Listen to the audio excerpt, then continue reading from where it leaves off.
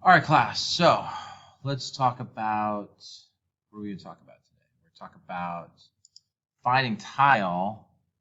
So if you haven't watched Find Tile or Find Blank, I highly recommend that because it's very, very similar. So by this point, if you understand Find Blank, you should be able to do Find Tile.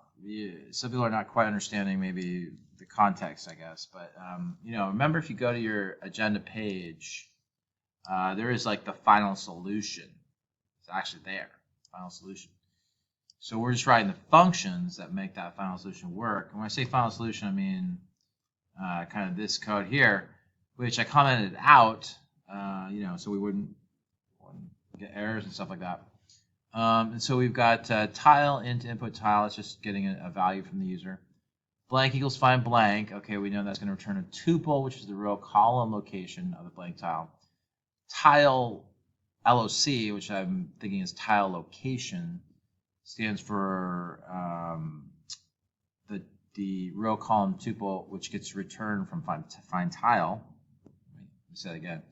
So tile location is going to be the tuple that represents the row column location of find tile, which takes as a parameter tile, which is this value the user gave us to begin with, right? And eventually we're going to write valid move. But today we're just writing tile location or find tile. So what I did is I kind of put a bunch of code in here, kind of revealing a bunch of code. Right, revealing code. Take that out. So let's see what we got. I got num rows here, integer value of rows that we're going to deal with. Make board then takes that as a parameter. I'm going to display the board. I'm going to ask the user for a tile. Blank, the variable, is going to store the tuple return from find blank. Tile location is going to store the tuple return from find tile. So let's take a look at find tile. Here it is. Returns tuple value, which is the row column location of the tile parameter, which is going to be given to you. So what are we looking for? What are we looking for in this function? Well, we're looking for tile. The tile. So we're looking for that tile. I'll return the row column location of the tile. So when I look at my find blank function, I got it twice.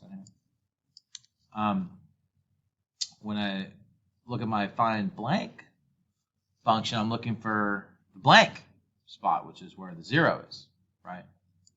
Well, here I'm looking for find tile. Now, arguably, I mean, these functions are so similar. Could they really be the same function?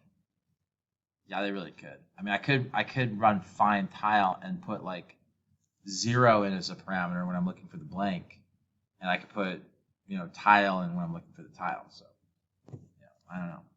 That's actually probably better coding. I don't know. I just thought this was a little more easy to follow, maybe, or like if you could run. Maybe you need some help with find blank, but now you can do find tile. That's it. That's it, right? What's happening here, though? What's happening line by line? What are we doing? Like we're trying to find out, find the length of the board. I want to know what that is, right? Well, we have to iterate through the rows, right? We also have to iterate through the columns. So this classic for loop, double for loop construction here, so key to understanding like how to get through all the values in this two-dimensional array, right? Just absolutely fundamental, totally key. Got to understand how that works.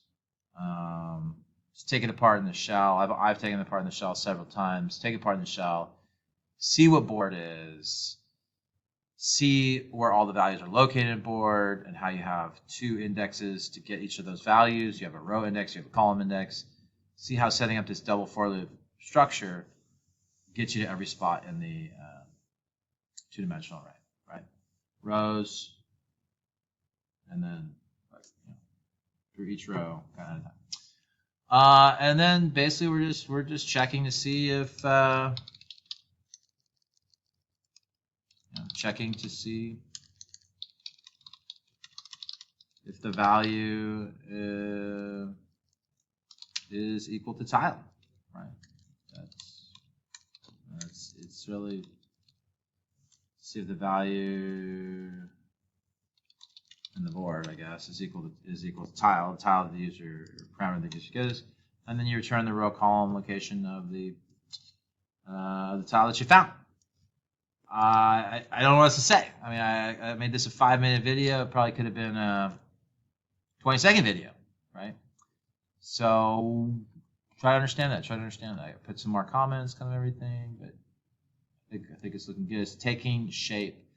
So the next function is to write valid move. That should be a fun one. That should be a good one. All right.